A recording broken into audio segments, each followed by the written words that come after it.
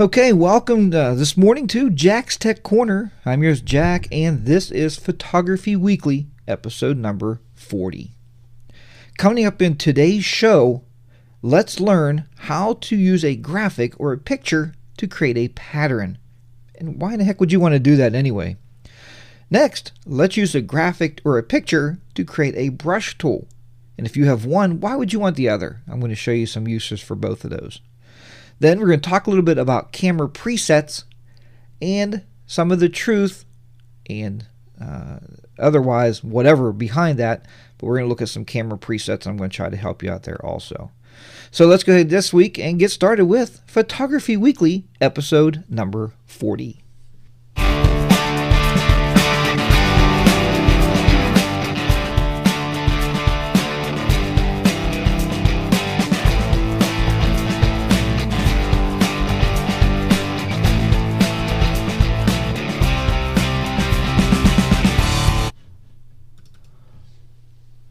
Okay, very good, folks. Well, we're open. We're on the way here to another great show this morning.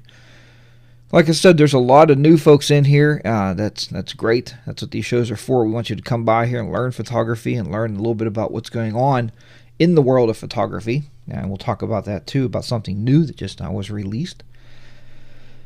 A few people actually picked up on this, and they'll actually know what I'm talking about already. I talked to Jake a little bit yesterday about it. He called me. We had a little conversation.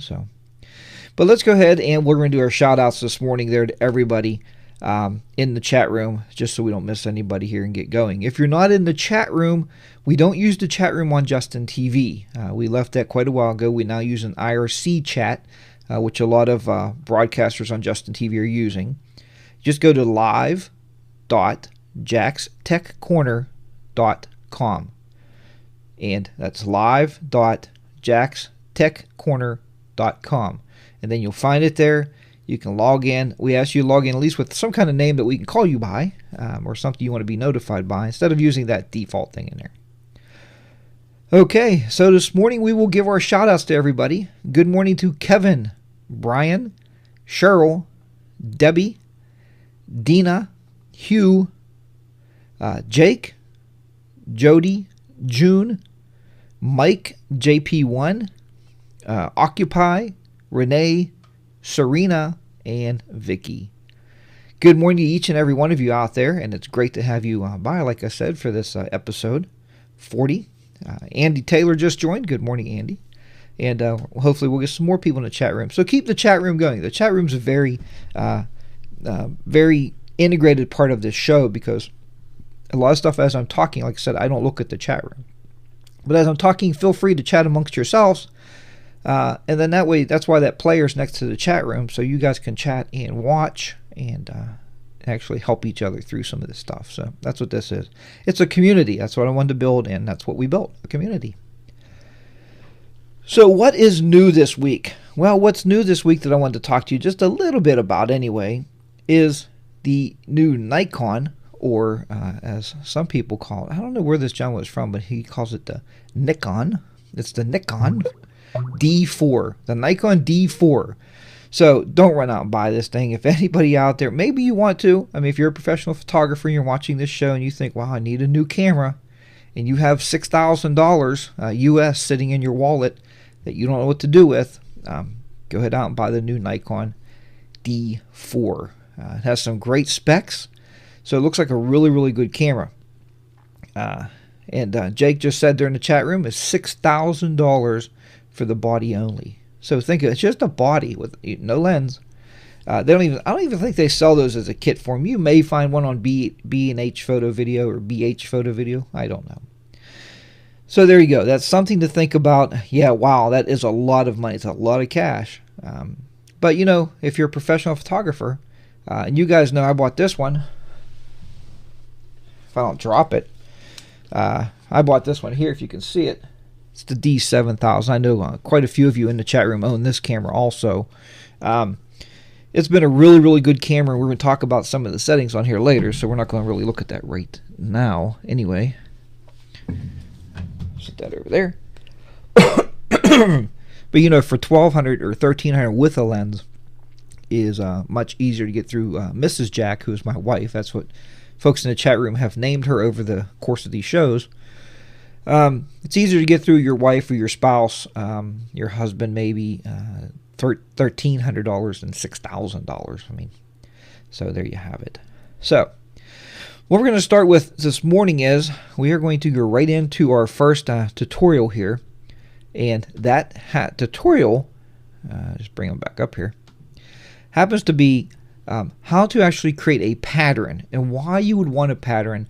But I want to show you a really easy way to do it. And I think you should enjoy it. I was working on this lesson yesterday, and I thought this is really a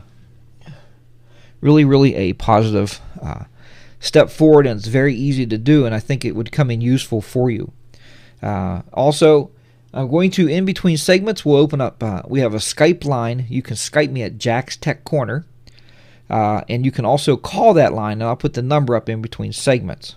If I don't, though, the number is 724-701-0911, so you can call that number also. Okay, well, let's go ahead and we're going to switch over to this other camera here. Yeah, just do that. And switch this mic over here, and we are going to switch my body over this way so you can see. And then we'll get my desktop up, and we're going to start getting going here. Let's see here where we're at. All right. Get my desktop up. All right, we're going to do a selection here.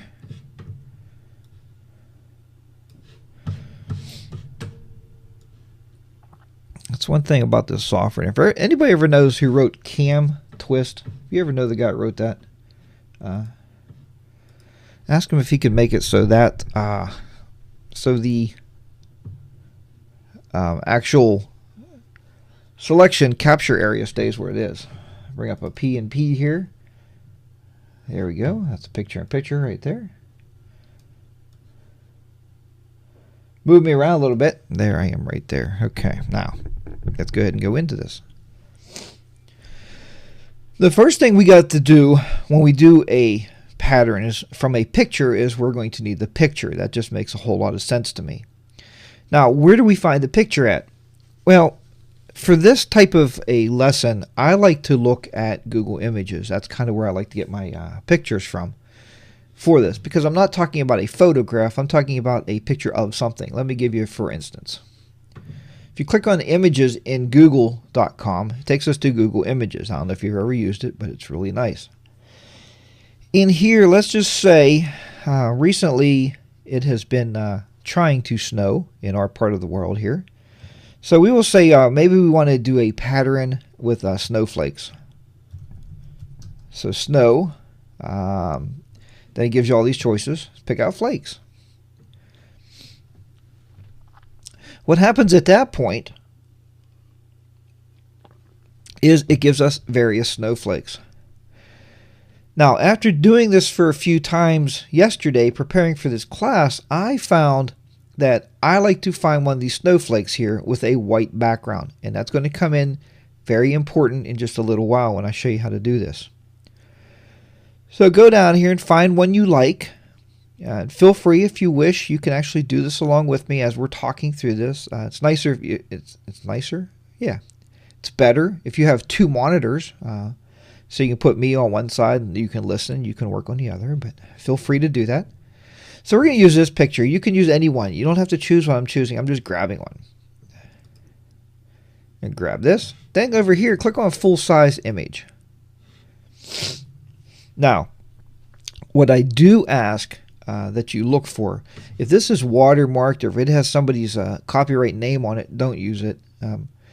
Because if you put down a picture and have that printed, then you're going to be kind of liable that you used it. So, but if it's open like this, it's free. They put it on Google Images for free for you to have. Once you have it open in full image, then you right-click on it. And this is on a browser, folks, because I've had people email me say, Jack, you right-clicked on a Mac. What do I do on a PC? You right-click. It's very simple. A browser's a browser. Then you hit Save Image As, and it's going to ask you where do you want to save it. Now, I created a folder under my pictures. I think I did anyway. Let's see here.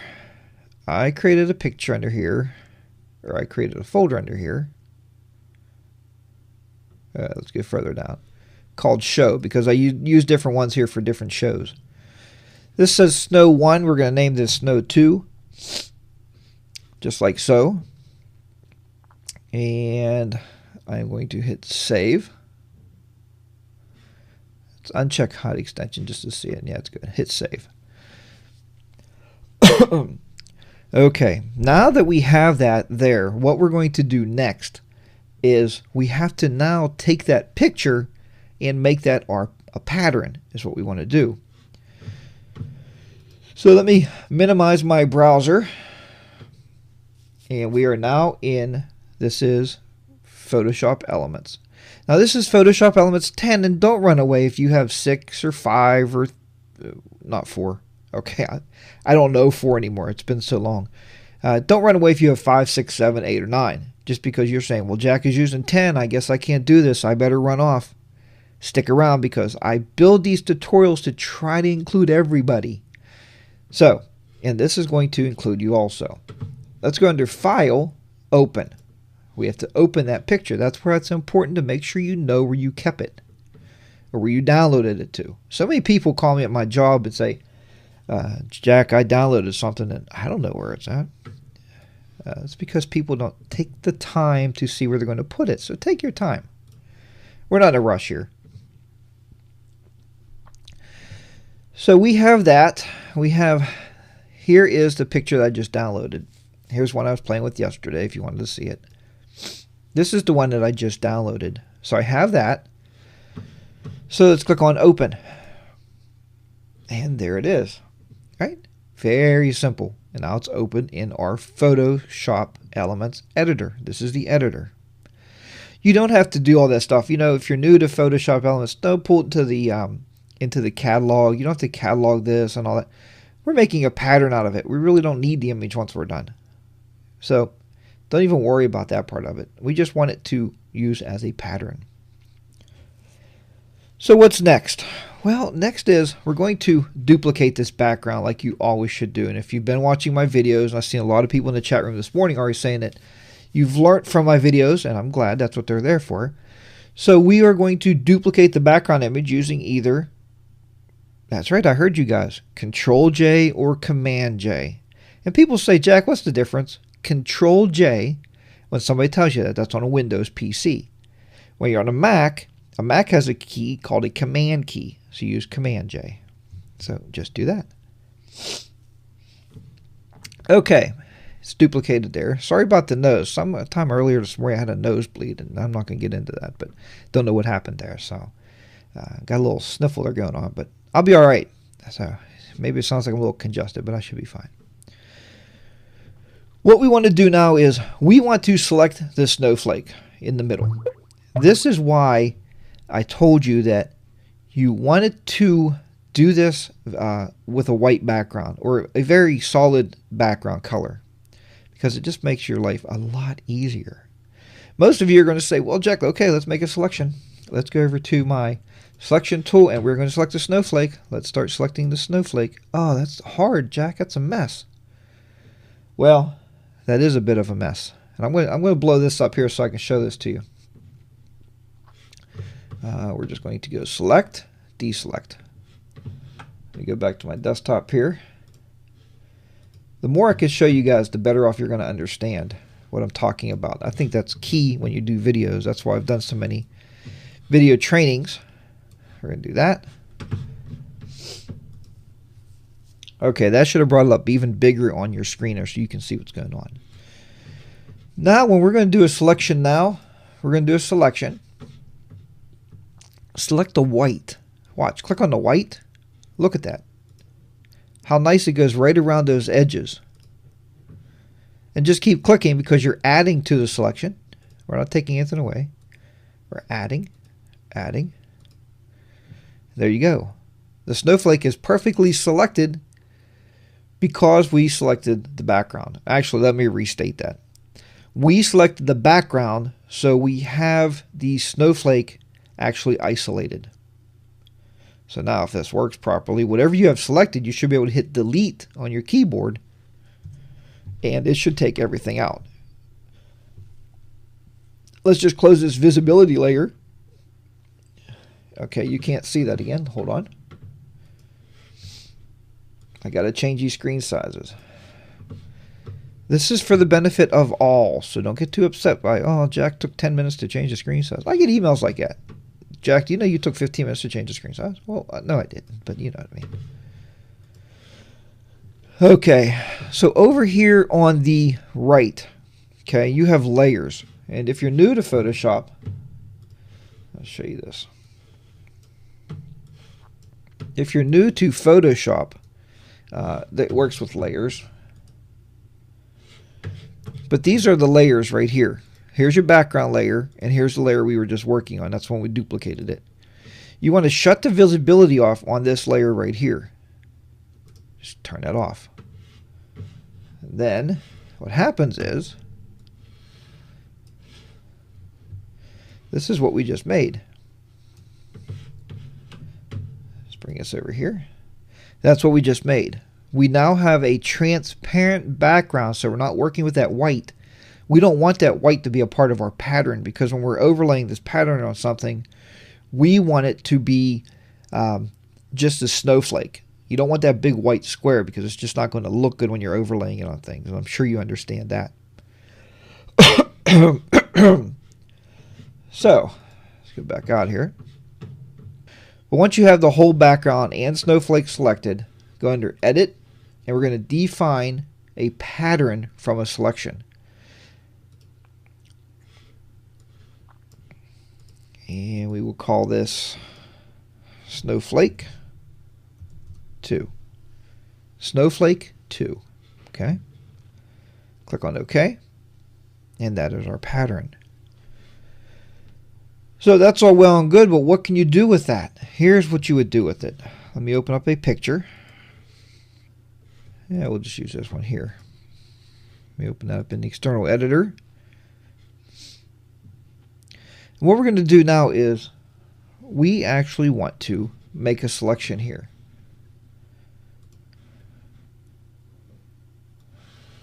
So I'm just going to select this whole area. And if I right click on it, I can go to Fill Selection. And when we do that, what we want to fill the selection with is we want to fill it with a pattern. Normally it's going to be foreground color. It's what it defaults to. You can go to Pattern, click the pull down menu, and here's the new one I just created. Click here and just click OK. And now you can see that that pattern that we just created was now able to be used right there. It's very, very simple to do. So that is what a pattern is used for. That's how it's used once you create it. There's also some other uses with pattern brushes and such, but we're not getting into that right now. Now what we're going to do here is we are going to revert this back to the normal image. Because you also have a way, maybe you want to use that pattern for framing. And I saw this the other day, and I thought that's pretty cool. You could take this, come across the top of this picture. So maybe you're using something else for a frame, whatever that is.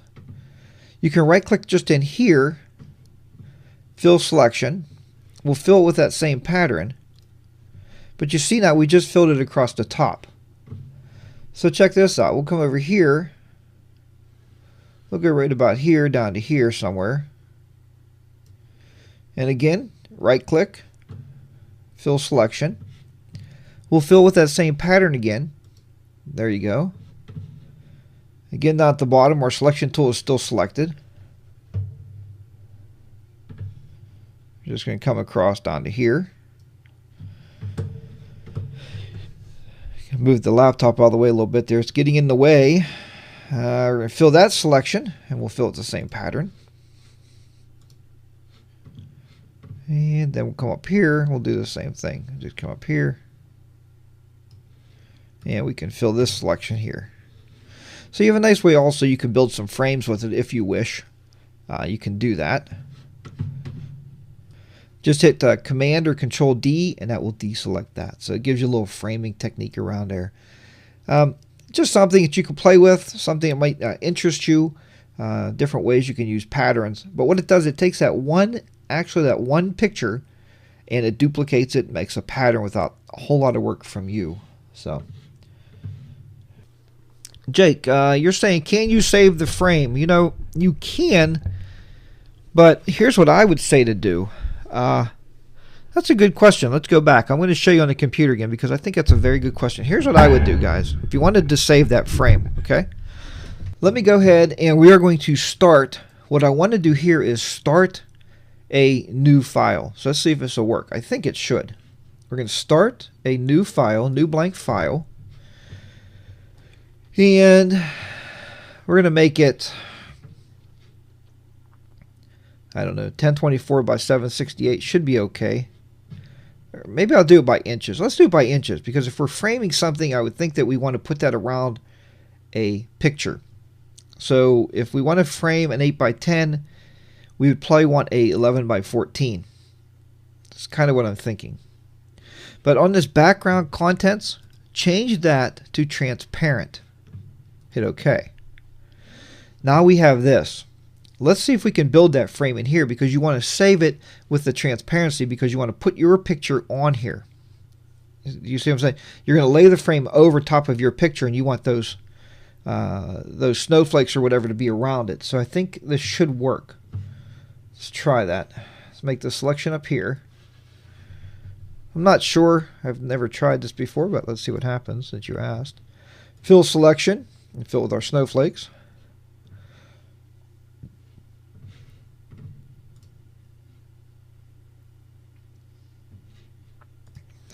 See if I can move this down a little bit.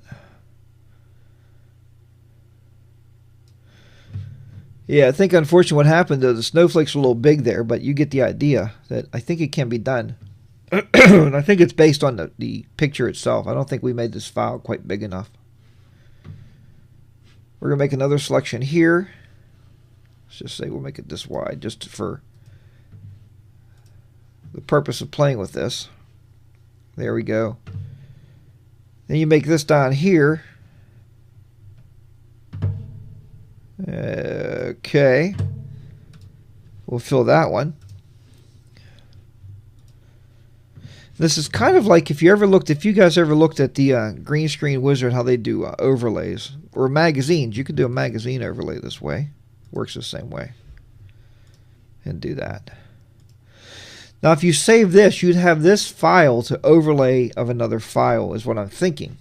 So, let's see here. We reverted this. No, let's revert this back just to see if this would work. I don't know for sure. Let's go in here, select everything. We'll copy it. Then we're going to paste it on top of this picture just to see what happens. I don't know what's going to happen with it, but you might want to size it. So yeah, Jake, I think you're right. I think you have a point that you can save the frame once you make it. Just make it with a transparency background. And I know it's not perfectly sized, so you have to play with the sizes a little bit to make it right. But there you go. So I just overlaid the frame that we created. Oh, click on it here first.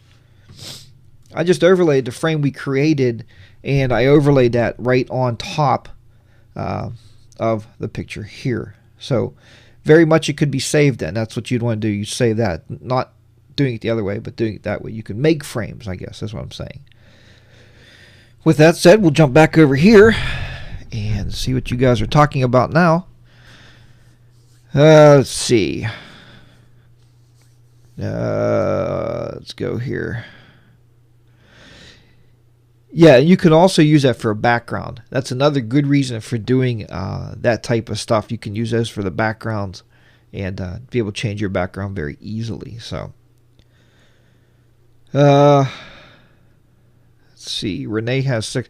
Like I said, this will work in Photoshop Elements 6, 7, 8, 9, 10. It's absolutely fine. It'll work for you. If it doesn't, by all means, email me, and then we can definitely talk about that.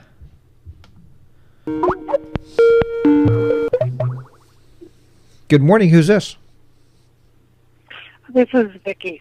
Hi, Vicki. How are you? Good, very good. The question that I had was on curves. Is color curves and adjust color curves the same thing? Or, I mean, because we were talking just about plain curves at one point. No, they're actually two different things. Color curves are adjusting the colors. Okay, the curves adjust more of the contrast, the lighting in the background, or the lighting and shadows. Does that make sense? So it's two really different things.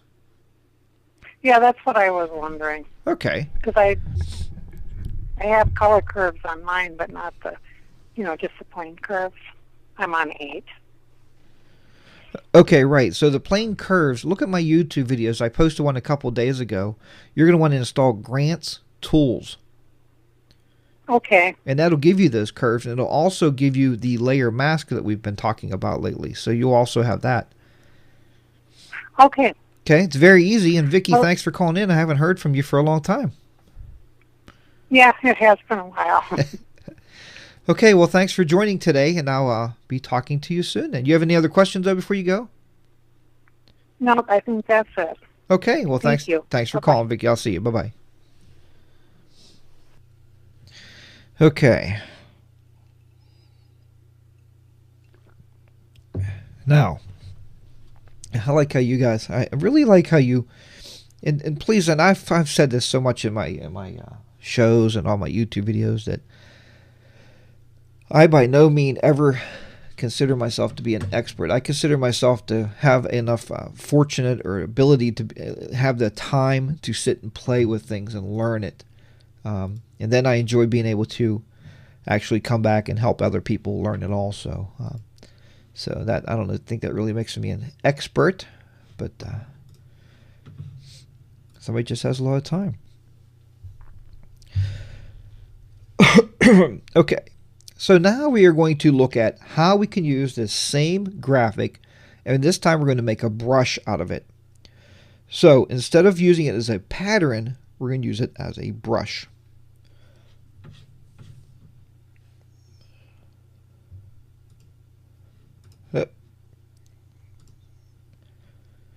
So what we want to do here is we just simply want to select just the snowflake itself at this point. We can do that just by holding down the control or the command or control key and clicking on it right in the middle of it. That's going to highlight just the points of our snowflake. And a lot of people, I watch YouTube videos and they call that marching ants. I don't know, marching dots. What else can you call it? But that's what people refer to it as.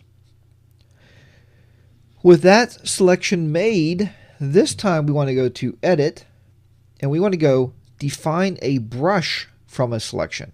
It's right above what we did before. Before we defined a pattern, but now that's grayed out. The reason it's grayed out is because, remember, you have to select the whole thing to do a pattern. But now we just want the inside picture. Now we're going to create a brush from that selection. Now, hopefully I didn't use this name before. Let's go here and say Snowflake number 3. Look at the left of it here too on this. You guys can't see that. See, I'm going to try to make this so you can see it here. And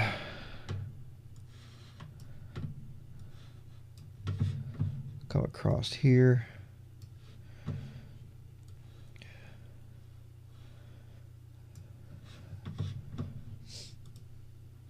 Hopefully that helps. But right here on this little picture of the snowflake or whatever your brush is, there's a number under it. Pay attention to that number. Sometimes I found that brushes you can go by name, or sometimes you have to search just by the number. So at least remember that that is 241. But I'm hoping the name will show up anyway. Click OK, and that's going to define our brush. Change this capture size again. Just like this. Like this. And this one's real easy, folks, right? Let's go back to our picture here.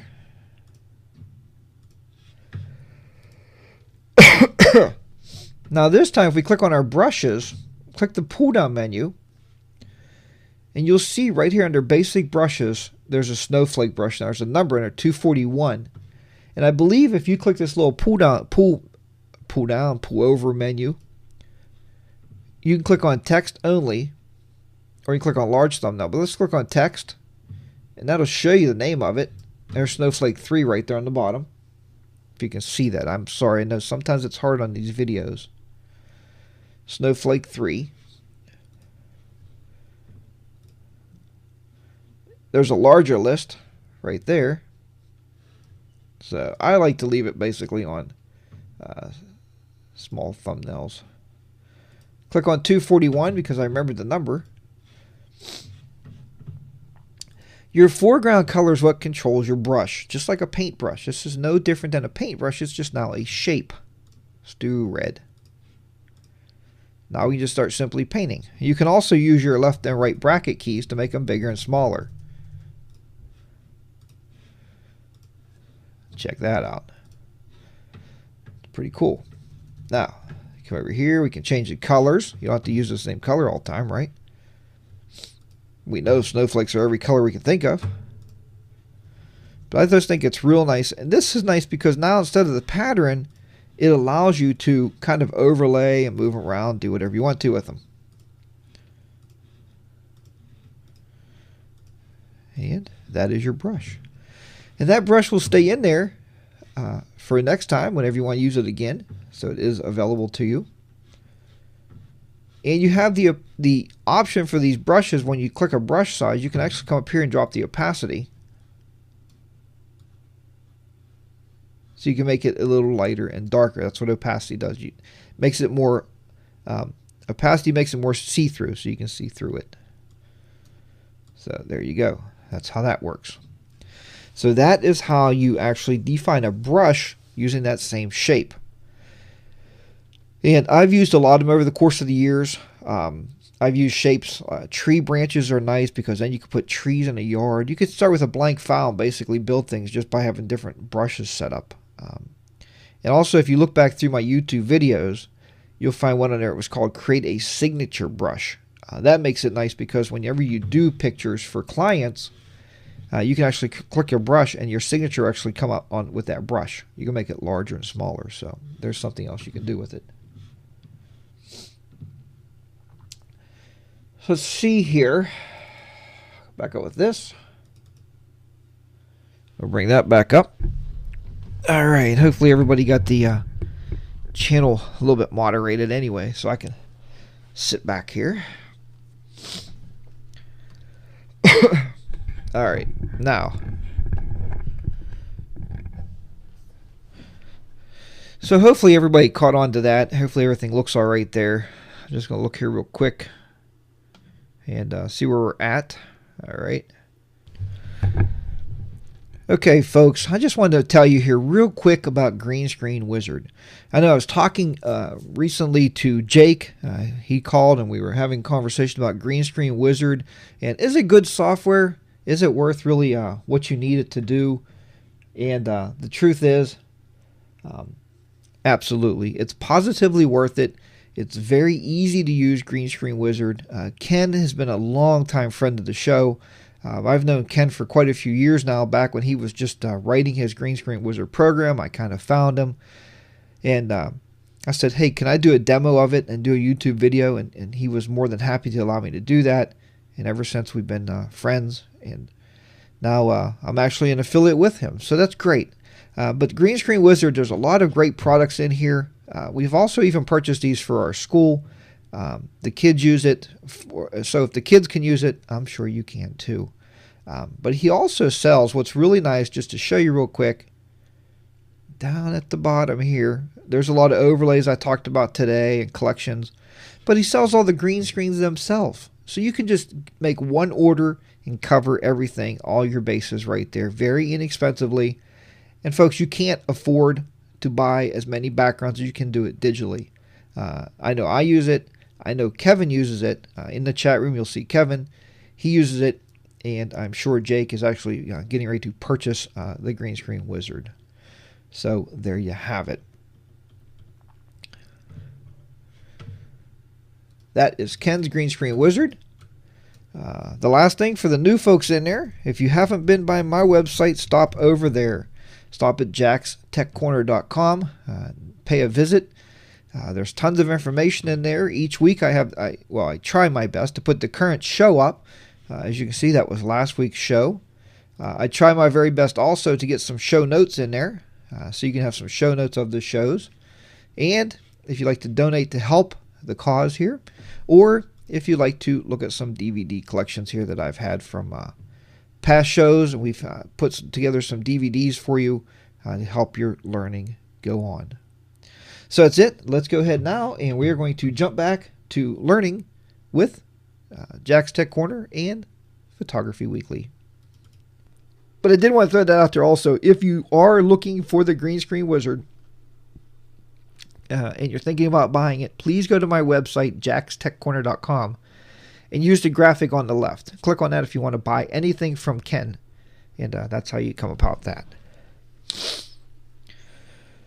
I agree, Austin. The whole Topaz site does cost a bit of money, but I just know that Kevin was really impressed, and we talked about the extraction one. I think it's called masking, is what I believe is called. So it is very pricey, and to be honest, so is the Green Screen Wizard. It is pricey also, but you know, saving time. Because years ago when I actually got the Green Screen Wizard, Mrs. Jack said, why would you need that? You can do it in Elements. And I did a video on how to do it without Green Screen Wizard. But remember, hair, it takes a lot longer. So sometimes buying the tool is just easier, I guess. So, but I'm not pushing you into Topaz. I'm not pushing you into any of those. I'm just telling you that folks here use them and they like them. So, you know, masking is still very confusing to you, and it will be, but masking is just either hiding or revealing something under the mask. So if you think of that, no more than a Halloween mask, right? We put it on and we hide parts of our face, but whatever is cut out, it allows us to see through, such as our eyes, right? To see, or maybe the mouth. I kind of think of a mask like that. If I put it into just layman's terms, and it's like, okay, that makes sense. What never made sense to me, if I paint with black, it reveals. If I paint with white, it hides. So, of course, that's if you're painting on a white mask. So, and I'm not going to get into it anymore because I really confuse you on that part. Last thing, we have a few minutes left here today, and I wanted to get into the last thing here. And the last thing I wanted to talk to you about was, let me put the phone number back up on the screen here, though, in case anybody does want to call. The last thing I want to talk to you about, and I don't know if you can see these or not, is, without me dropping the camera on the ground, you may be able to see that. It's called the scene modes of your camera. Now, all cameras have this, and I don't know what kind of camera you have. It doesn't really matter because they all have some kind of scene modes. I've been teaching photography for a long time, and when I teach in the live classes, so many people bring their cameras and say, "Here, Jack, find my mode, find my ISO." It's very difficult, but what I do notice on every camera is it has scene modes. Now, the scene modes, we got into this a while back. We talked a little bit about it, and the truth is, they're presettings for the camera for what kind of situation you're putting it into. So we have a scene mode for a landscape. You look. You take a picture of a landscape. Beautiful, right? The ones that can be disheartening are, you take a picture of a sporting event. You put it on sports, and you take a picture. You go home, you're like, oh, those are going to be great because I use a sports setting. And you find out they're blurry, or they're just not the quality that you thought they were going to be. So what I like to recommend is try to stay away from the scene settings on your camera. And also, everybody knows here, and most people here do not shoot this way, but try to stay off of automatic mode. We talked about that before. The only thing we use automatic mode for is when you're out somewhere, you want to hand your camera to somebody you don't know, or somebody that you're not sure their photography ability. Then put on automatic. Say, here, can you take a picture of my family? When you're standing on vacation. So that's a good way to do it. Most times we shoot in manual mode. I've been shooting in manual mode now for quite some time. And if you look at the professional cameras, the D9 or the D4 Nikon, the $6,000 camera, it doesn't have an automatic mode. It has manual settings where you set it up based on what you want to shoot. And we talked about that. I wanted to just get one thing in. To set your shutter speed and your aperture, to set that. A quick way to do it, this is about the only time I want you to put your camera in automatic mode, is flip it on automatic mode, hold the shutter down halfway, and see what the camera settings are. Put that in your head, then go back to manual mode and start from those settings. That's going to give you a pretty good exposure rate, and everything should look good to start. Then go to manual, and then go ahead and start shooting away. Then you can adjust your ISO or your shutter speed and your aperture based on how much light, everything, and have a good time that way. So I'd like to thank each and every one of you for stopping by Jack's Tech Corner and Photography Weekly. You made a great episode number 40. We had a ton of viewers today, a lot of people chatting, and that makes it really, really interesting. Also, don't be afraid to call the show. You pick up that phone and call that number and ask me your questions or give me some insight about photography. I'd like to hear it. So, get that project done. Get your pictures of the of food and get something nice and get it put up on our Facebook group. So, until next week, as always, remember what we say around here. Keep the shutters clicking, keep the editors editing, and I'll see you back here next Sunday on Photography Weekly. So long for now.